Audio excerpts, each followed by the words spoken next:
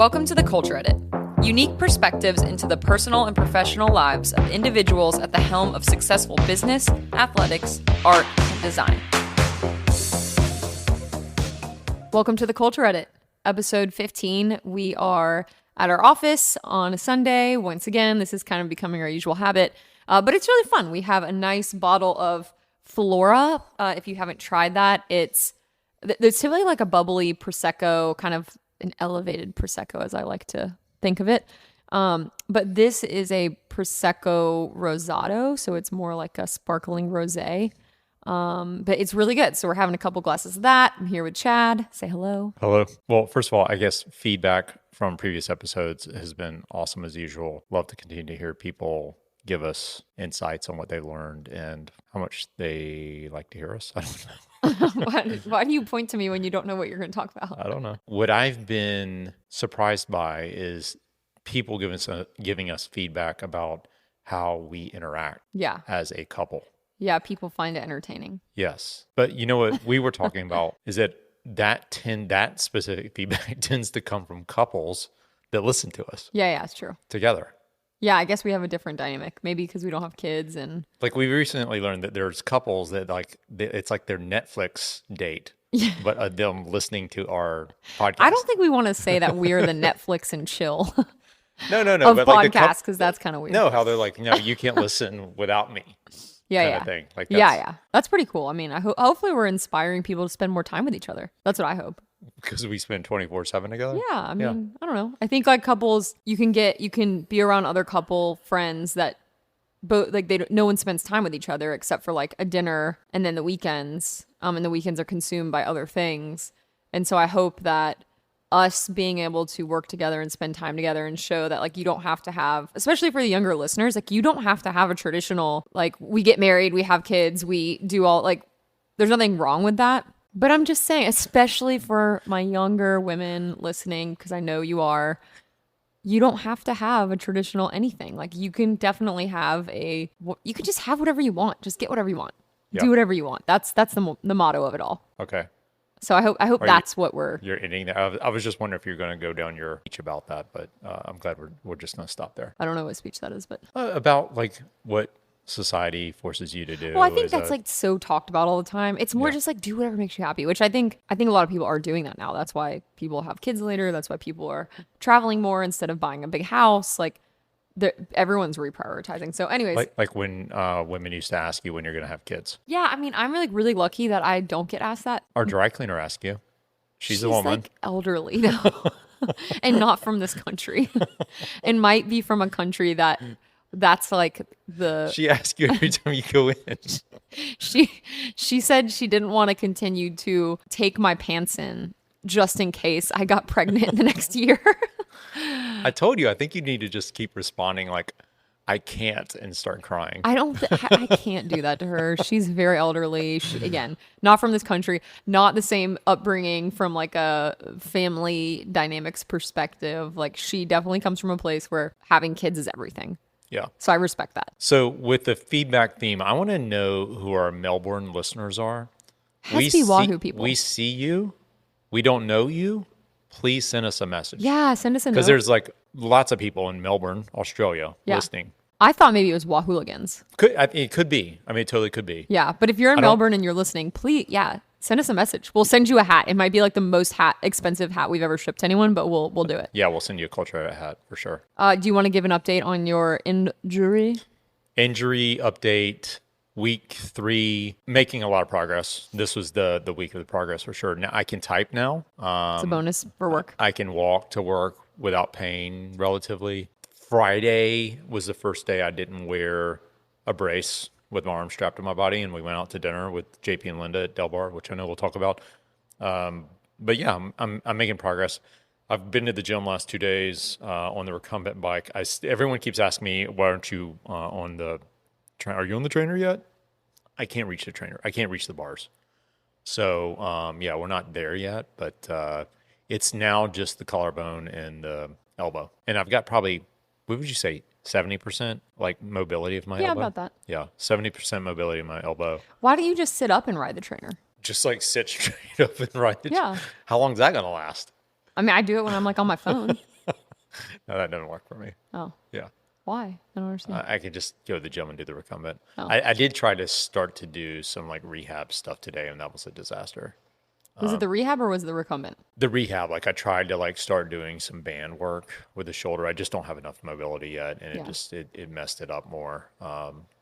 But Typical Chad fashion. yeah, it's getting better though. It's definitely. I feel like we're rounding the corner. Like the next few weeks are going to be really fast, which is good because this week I got to go to Texas, so I'll be traveling with a broken collarbone, but it'll be fun. Yeah, I appreciate you doing that. Yeah, thanks. It has given me though, like we were talking about this, being injured like this. Well, first of all, being injured at the very start of college football season has been incredible because I probably haven't paid attention to college football in 10 years. But being, from Tallahassee and growing up, going to all the games at Florida State and then going to Florida State, like it was a huge part of my life and it hasn't been for a long time. So to be able to watch college football again has been pretty cool instead of just like riding my bike all day. But also I've been going down a memory lane of movies. Do you know this? Yeah, you told me. Yeah, like after you go to bed, Nikki goes to bed at 7:30, so I've got a lot of time. At 9. I've got a lot of time to watch movies. But like I watched Point Break this weekend, like by myself. That movie holds up.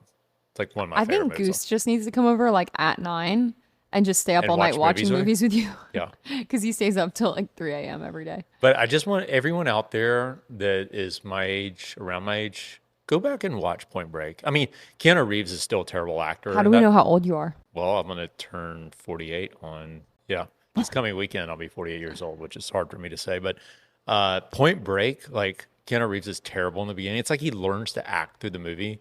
But Patrick Swayze in that movie, I mean, it's just like it holds up. It like to this day, it still holds up. So watch Point Break. Lots to learn there. But watching old movies, The Departed.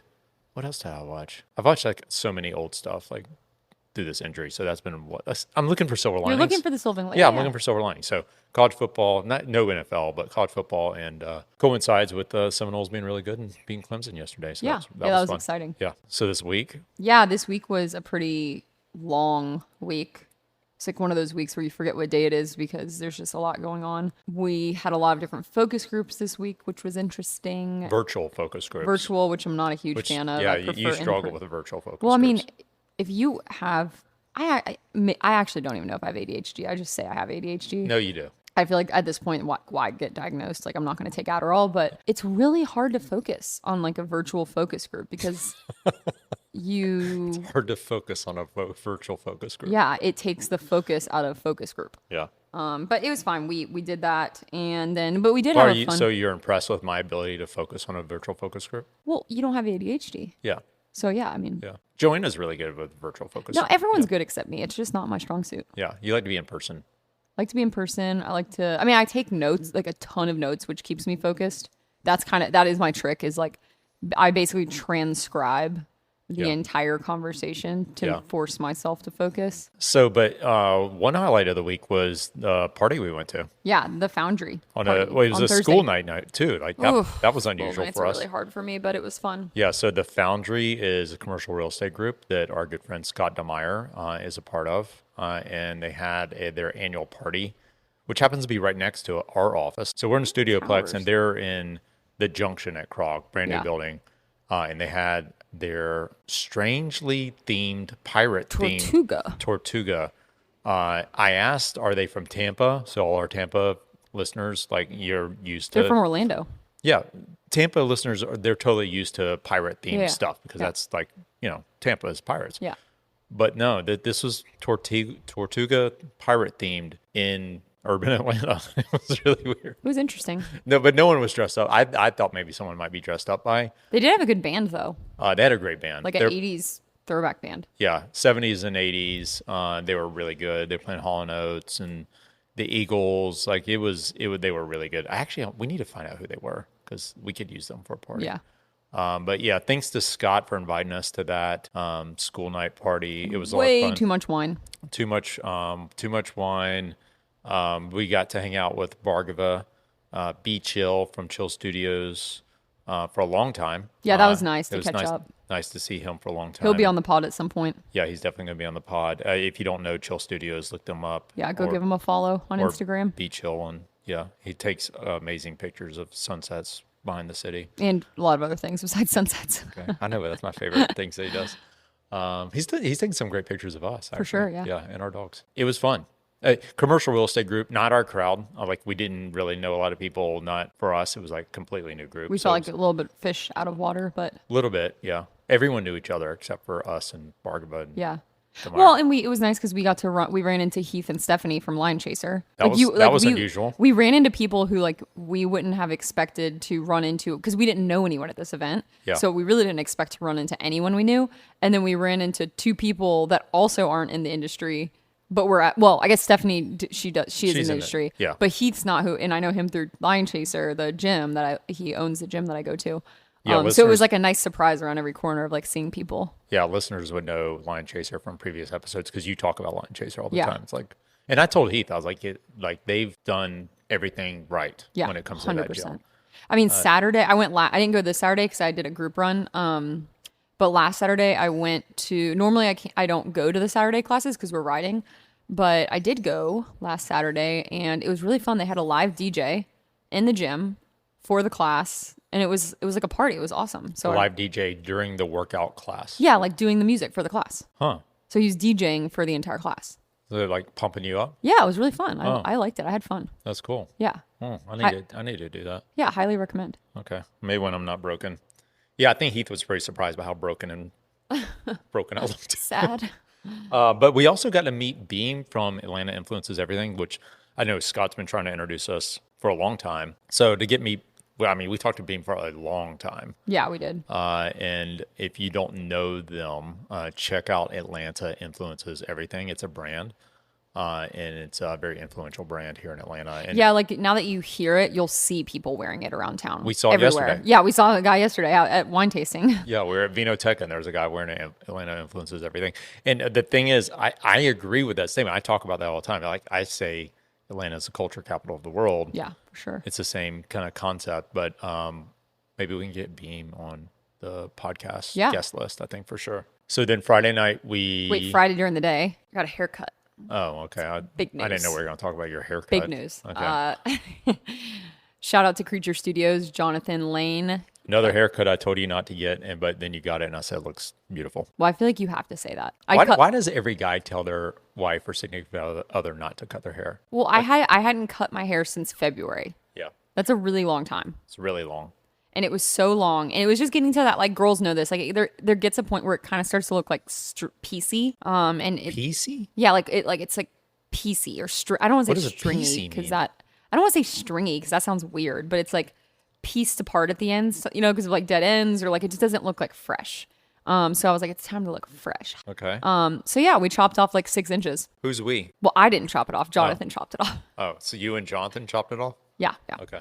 All right. I directed the process and he did the doing. Yeah. But amazing guy, amazing. Creature Studio is awesome. I send people there constantly, and if you want a good place to get your hair colored and cut, Creature Studio. Well, just to clarify, because I get to hear this probably 10 times a week, Nikki does not color her hair, even though girls always ask where she gets her hair colored. It's just looks like that. But when I used to get it colored before the pandemic, before I let myself go, I went. Yeah. Jen, the owner of Creature Studio, she would color my hair. She's amazing. When people heard the episode about me crashing at Steamboat and Ray went down in front of me and I crashed into Ray, Ray is Jen's husband. Yes. Small world. Yeah. So cycling, hair, 6 degrees of separation. hair stuff, everything. It's all the culture of Atlanta. Can we talk about the controversy that is ripping the city apart? I'm trying to think what that would be. Oh, wait, sorry. We'll come back to that.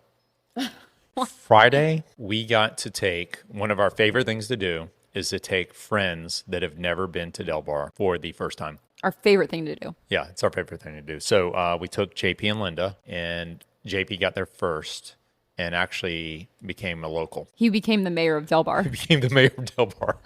which is what JP does. Yeah. He becomes the mayor of wherever. So we came in, and he was the mayor of Del Bar, and everyone that worked there knew him. And he was, he our brought waiter, his own Alex. wine, and he was pouring wine for the staff. And yeah, it was crazy. What I want to talk about with that, like they had a great experience. They said it was the best Persian food they ever had, which it always is. It's so good. The service is always top notch.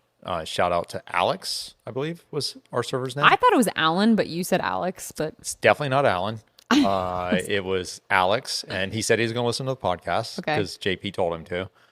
So Alex, if you're out there, amazing service. It was really, really, really fun. But JP opened our eyes up to a whole new strategy around corking fees. And that's what if Alex is listening? Alex, close your ears, earmuffs. This is the Alex. part where Alex turns the sound off. Offering the staff and providing your server with a little swig A little sippy sip. of the nice wine then leads to not getting charged for a corking fee. I was shocked. Yeah. Oh, well, I think Alex can be listening. Maybe not the owner of Del Bar should be listening. True. Yeah. So maybe we don't tag Del Bar. But he said, JP said it like works I've never even heard of I think he it. said 8 times out of 10. I've never heard of this, but it's genius. So bring your own nice wine that you want to drink because life's too short to drink shitty wine. Give a little sip to the server and you don't get charged a corking fee. We didn't talk about the run club yet. Everyone knows Nikki is now a runner. I'm on a cycling hiatus. Might never go back. That's not true. Chad's like, no. No, that's not true. So what have you been doing? I've been running. And so I went to my first group run on Saturday with the Atlanta Run Club. Solo. You were nervous. I was so nervous. I didn't sleep. Yeah. Because, like, I don't know. Like, I get worried. Like, what if no one likes me? What if I'm not popular? Yeah. Not that I Even don't need Nikki to be popular, has but imposter syndrome. I have imposter syndrome of, like, being confident. Huh. Like people always just assume I'm very confident in everything I do. And I will say that in a lot of situations I am confident, especially like work, business. Like I don't get super nervous around anything regarding work. So this is like the opposite of most people. This is the opposite. Yeah. So I have no anxiety around work, presentations, pitches, public speaking, like maybe a little bit around public speaking, but like more like butterflies in the belly, but not actual anxiety. But social, It's because we practice public speaking. That's why. and it's like how I grew up, but Yeah. social situations, I get so anxious. Yeah. I think it's because I was bullied really bad when I was a kid, but I was so nervous about showing up to this run club Did solo. anyone bully you? No one bullied me, but Oh, good. So it was fun. yeah. But you can't like unlearn some things. Like sometimes it's just burned into your like soul. So Atlanta Run Club, is that what you said? Atlanta Run Club. They're really cool on social media. So basically every time I was walking the dogs on Mondays evenings, I would see this like massive group of 1,000, not really 1,000, but like hundreds of people running down the belt line. Or if we're walking home from work, they Yeah. just like swarm us. And so it kind of caught my attention because it looked really fun. So they have a Monday group run. They have it was a Thursday track workout and then a Saturday group run that meets at Piedmont Park. So I did I think it's an evolution of the run group we used to do on Mondays from Lululemon. Lululemon I that think so. Charlie led. I think this is the evolution of Yeah. that. Yeah. So I showed up Yeah. to this. It was really great. Everyone was very nice. I mean, I just went up and just kind of said, "Hey, I'm new here." Yeah, And but you then, said like- everyone was new. Yeah, like half the group was new. So it was kind of nice. I met like a bunch of girls that were really cool. Yeah, so it was fun. Yeah, it was really fun. Okay. Highly recommend. And you're going to do it again tomorrow night? you Yeah, I'm said? gonna do it tomorrow Monday night. Yeah. Can we talk about the controversy that is ripping this city apart? Ripping America apart. Well, it's ripping the city apart. I think America hasn't quite realized what the ramifications are yet because they don't live here and most of them aren't affected. It's coming though. It's coming. It's really bad. The ripples are turning into waves. Yeah, I mean this is controversial. We don't What's the normally saying? do Like someone controversy. skips a rock, like across like a country and like the other No, side of the world. it's a butterfly. Oh, It's the butterfly effect you're talking about. okay, It wrong. was an metaphor. Ashton Kutcher movie in the I thought late there was something 90s. about a rock skipping a rock. No, it's the butterfly effect where a butterfly flaps its wings on a pond in Oh. South America and it ends up causing the world to blow up. This is more than a butterfly. It's pretty significant, especially if you live here, you work here, you travel a lot. And I think it starts with Tom Brady. I blame Tom. Yeah. Blame Brady. Do you want to explain what we're talking about? So we're talking about the new changes to Delta's Sky Miles rewards program, Yeah. or their loyalty program. And Medallion program. I think everyone is focused on the wrong thing. Definitely. Everyone is focused on the Delta Sky Club and Yeah. how they're not going to be able to get into Delta Sky Club as frequently as they used to, or if at all. Which is valid. Which is, yeah, like it's a valid fear. They're I not, but the suppose. Sky Clubs have been complete disasters for like the last 3 years. It's like a homeless encampment when even you go go. in there. People are like sitting on the floor with like their blanket and like sweater over their head with their laptop like sprawled out between their legs. What I realize though is that you and I are different because we don't go early just to go to People the have Sky their Club. dogs with them, like barking. It's literally like a homeless encampment. So like Caitlin and Alex go to the airport 3 or 4 hours early just so they can hang out in the Sky Club. Yeah. Like, So we did don't Alan do- and Carrie. Yeah, and so we don't do that. Yeah. We get there. And Lyndon JP. So I guess we're not the norm. It's rare for us to get there that early. Yeah. Like I think we like to cut it a little close, maybe. I would say we give ourselves like 30-minute buffer once we get to the gate. Yeah. So, but coming back typically is whenever we go to the Sky Because Club. we know the flow of the Atlanta airport, so we know the timing. Well, we're airport ninjas. We're AP ninja. Yeah, we're airport ninjas, and so when you're an airport ninja, you don't need that much time. Like Yeah. you know exactly. When you're an airport ninja, time doesn't even matter. Right, like you know what line to go to. Exactly. Which like cleared global entry pre-check line. There's only one in the We whole have, like, the airport. trifecta of We would never tell everything. you where it's located, and you just walk right in. They actually high five us when we're walking through. They're like, Nothing hey, good job. Yeah, so Sky Club, yeah, you're not getting into Sky Club anymore. Like, Yeah, that's- sorry. If you have the Delta Reserve card, you'll get Not it. unless you spend $180,000 a year. Well, that has nothing to do with the Sky I'm Club. just kidding. Sky Club, you need a Delta Reserve card 10 times a year. and you'll get 10 times a year. Yeah.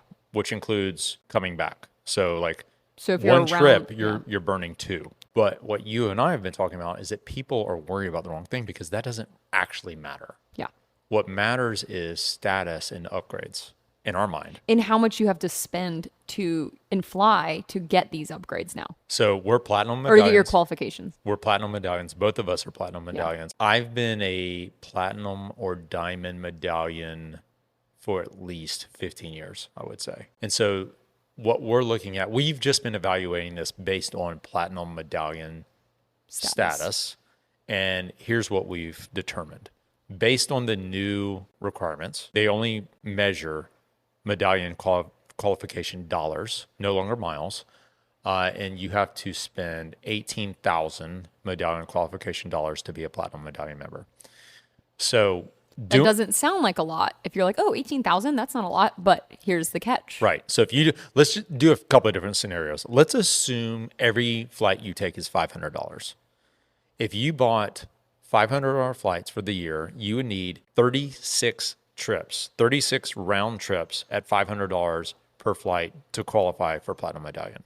Now, there's an asterisk there. The asterisk is it cannot be basic cabin. Basic economy doesn't count towards medallion So qualification you could be dollars. flying to Europe and spending $1,100 on a economy, 1,800. 1,800 on an economy cabin, and it will not count towards your miles. You have to do main cabin or above. This is literally an asterisk in the new policy. Yeah, which I don't think people are going to realize. No. So they're like, No. oh, I do 2 trips to Europe a year, like it'll be fine. And then, Nope. but they're just booking the cheapest European trip. Yeah.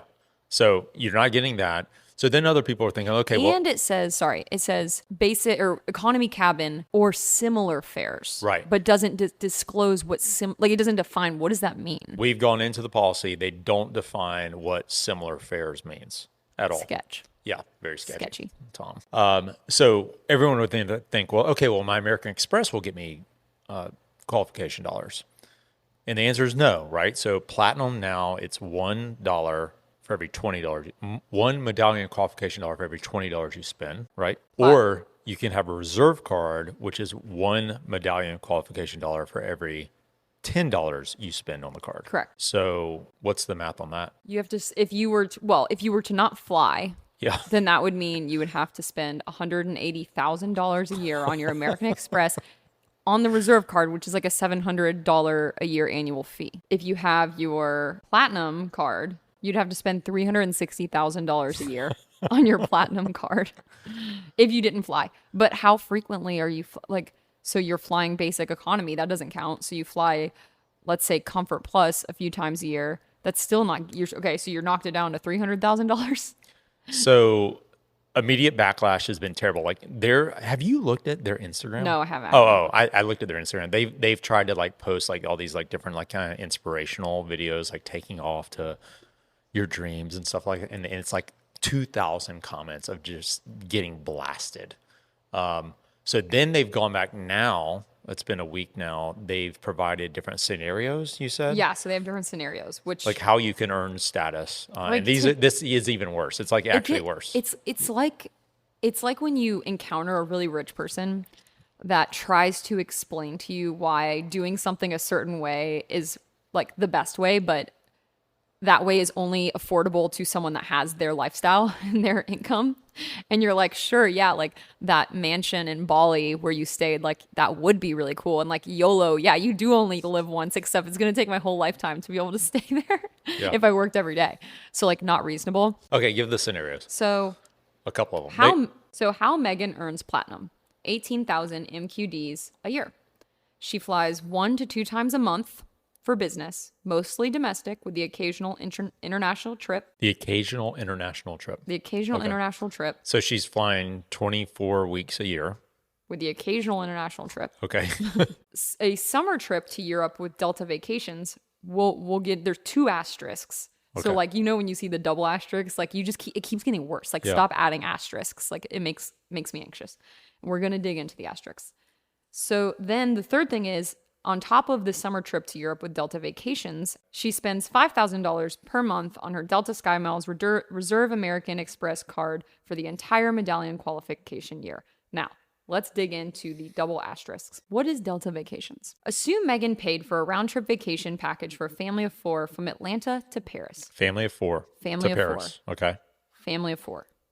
All passengers book a Y-class main cabin fare or better on a flight marketed and operated only by Delta, where the total package price is approximately $8,300 before taxes and fees. Okay. So really, it's like $9,500. Yeah. So that's a lot. It's a lot. What happened, I think, was a rabbit hole over a course of many years where Delta and American Express were in a partnership that became one-sided, right? And so American Express was looking to incentivize people to get cards and to pay fees for cards. And what we found is that American Express ended up paying Delta $5.5 billion a year. And well, that was in 2022 as a result of how much they were getting from these fees and cards. But I think Delta decided that it was impacting their brand and their loyalty program so much because they had so many people that had status that weren't actually flying that much. But I think the correction is pretty far off the mark. Pretty far off the mark. And I think they're going to see, especially in Atlanta in particular, because this is the hub and we all fly Delta. We don't even consider flying. We don't actually, like, I think it would shock people around the world. We don't look at other airlines. I've never had any other account besides Delta. We've never looked Like at no another. other airline knows I exist. Right. Isn't that crazy? Like, I think other people around the country and around the world would be shocked by that. But people from Atlanta do not think about a different airline other than When Delta. I hear people not flying Delta, I'm like, wait, what? Yeah. Why would you fly anything else? Yeah. But now, I mean, so what have we done? So since this has come out, you had a platinum card. We canceled that platinum card because it was pointless for us to have a platinum card. We had a Delta Reserve card. So we got you on the Delta Reserve account, and then we have a platinum business account. I think you're going to see more people canceling cards and trying to consolidate, especially on the family side, to make sure that they're putting spending power into getting that status. But I think also what you're going to see, which we've talked about for the first time in our lives, when we fly to Miami, maybe we don't need to fly Delta. Or New York. Or New York. New York, yeah. Like a lower priced flight to it's an hour to Miami, it's an hour and a half to New York. That's going to be typically we would book basic economy because we would get upgraded to Delta Plus or and it first doesn't really class. matter if like, and it also doesn't really matter to like be in any of the higher classes if it's an hour flight. Like it's not a big deal. But we always would get upgraded. That's why this is a big deal because we're more concerned about getting upgraded than we are about Sky Club. the stupid Sky Club. Yeah. And I know we're in the minority on that. Anyway, I think that's what's going to happen. I think Delta has way overstepped their correction on this, and I predict. Well, I would like to have Ed on the podcast, so I think we should try to talk to Ed about this. But we probably guaranteed we're never going to have Delta as a client now. But I think they've overstepped a little bit. I think they're going to revise this policy. I blame Tom. So that's our controversy of the week. Another kind of culture related thing, considering Chad has had so much time to watch football, it's got us really into following, like everyone else in the nation, Deion Sanders, coach. I thought they were saying Coach Crime, but they were saying Coach Prime. Some might say Coach Crime. I think if you're from Miami, you say Coach Crime. I thought they were saying that this whole time, and I was like, Prime. what crime I'd has he explain to committed? Nikki it was Prime Time. Like that. Prime That's Time. his nickname is Deion Prime Time. Yeah. So, Yeah. But what he's done with that team obviously is, I mean, they did Colorado. lose. They lost this week. I mean, I think he knew that was bound to happen. Like, you can only do so much with the talent that you accumulated over 6 months versus like years, which is what other teams have. Yeah. But the fact that they're the number one watched sports team or college football College team, football. Yeah. is it just this year or like in history? With It was- you know the stats, I don't know. It was the most watched college football game, I think, in history was last week. So, what we were talking about is I think it's only a matter of time before people start thinking about how to align what Deion has done at Colorado with what CEOs or executives could potentially do at organizations, right? And he's taken a team that has been a perennial loser for a long time. They won one game. They've got some history of winning. Like they tied Georgia Tech for the national championship in 1990. They've never been good. Yeah. They've always had great uniforms, but they've never been good. And so what Deion's done is pretty phenomenal, and it's based on his culture as a leader instead of the program.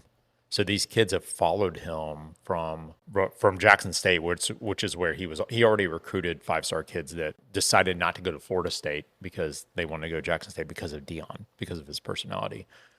And I think that's something that I could see in the future also happening with executives and organizations. And I think as more people, more leaders get more comfortable with cameras in their face and microphones in their face, that's going to be more part of executive strategy, quite frankly. I think what Deion's done is going to carry over. I would have never in a million years guessed that Deion would be capable of doing this. I mean, obviously he's a Florida State Seminole. I've actually met him. I don't know if you know that. I met him at Bobby Bowden football camp when I was 12 years old. But he was a character back then too. If anyone is really interested about seeing something really cool with Deion, Google the Seminole Rap from 1988. I think it's what he's doing is really special, and it's going to be interesting to see what happens. I mean, obviously Florida State has Coach Norvell, and we're 4th-ranked team in the country, and I am really impressed with that guy. I see him as an NFL coach one day. So when he goes to NFL, might be interesting to see what Deion does with Florida State. Just saying, I don't know. But can you even hear what you just said? Yeah, Nikki doesn't have headphones on, so she can't hear me. I think a lot has to do with the trust that the players have in him as like a personal brand. They just trust that this guy isn't going to take no for an answer. Because he's had so much success. Because they've had, like he's a Hall of Famer in the NFL and college football. yeah. I mean, I think it's an example of how more leaders need to be confident in their decisions, and also I think not taking shit if they make the wrong decision. Like sometimes you just make the wrong decision, you acknowledge it, you get past it, and that's it. And you don't let I see a lot of leaders that struggle with when a decision that they make doesn't quite go exactly how they thought it would go. They let the very small minority of like naysayers or negative people make them think that it's everyone that feels like that. Yeah. And I think Deion is a perfect example of how there's a lot of naysayers about him, but he doesn't haters club. He doesn't even let it phase him. No. He doesn't even care. Like his press conference last night at the end of the game after You losing were really impressed with that was press conference. phenomenal. Yeah. He was just like, yeah, we got our butts kicked. Yeah. It is what it is. It happens. It happens. Like we're not giving up. We're not shutting down. These guys, like the guys are in the locker room. They don't have their heads hung low. Like they're ready to get out and practice even harder. Yep. And I just think that he could let the negative people really get to him, but he doesn't. And that's what builds that trust. And You know, what we talked about last night was it's almost like extreme authenticity that he has with a microphone in his face and a camera in his face. That's the difference. Like, you don't see that often. Like, there's not many coaches that have a camera basically following them around 24/7 and just being themselves. They're not confident enough to just be themselves like that. And that's what these kids love. Like, they absolutely love it, and they will do anything to be a part of it. Like, when I see someone that's like really high energy and really, like, let's say like the Atlanta Run Club, I see a girl or a guy who is like on social media with the Atlanta Run Club, and they're so confident, their energy is so high, and they're so positive. I am so drawn to that. That's what makes me want to show up by myself to the Run Club. Wow. I don't know anyone there. I don't even know who these people are that are really positive. They could be like total weirdos, like, for all I know, and they're just really good in front of the camera. But it's that positive, high energy that draws the average person to you.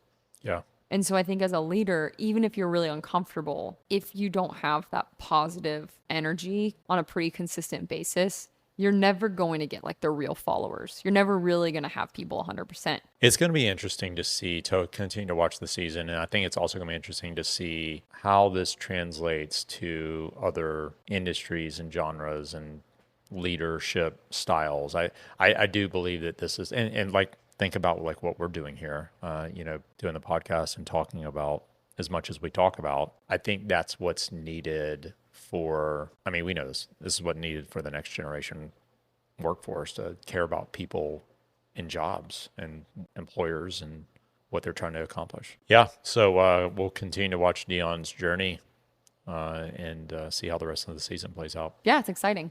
But I think, that's really all we had to talk about today. We have a really, really, really, really, really, really exciting guest next week. Yeah. So we've already recorded. It's going to be fun. Yeah. There's no doubt in my mind, everyone listening right now is going to be blown away by the episode next week. Everyone's going to be able to take something valuable out of the conversation. 100%. That's the main thing, is like, there's so many nuggets. There's valuable so many, and inspired. Yeah.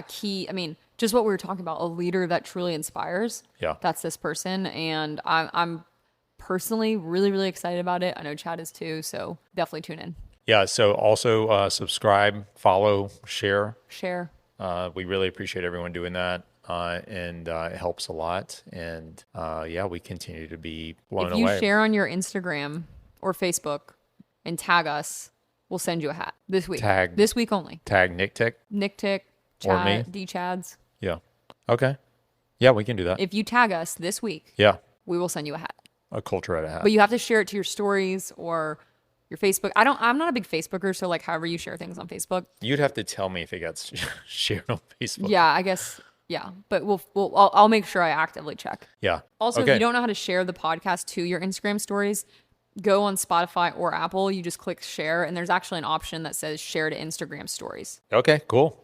All right. Well, that's a wrap on episode 15. So yeah, Sunday afternoon. Nikki's going to do some editing now, and then we'll walk back down the Beltline. Hope not to get hit by a Beltline training warrior on his bike, going as hard as he possibly can through hundreds of people walking. Having a nice Sunday. All right. All right. Happy Sunday, everyone. Okay. Bye.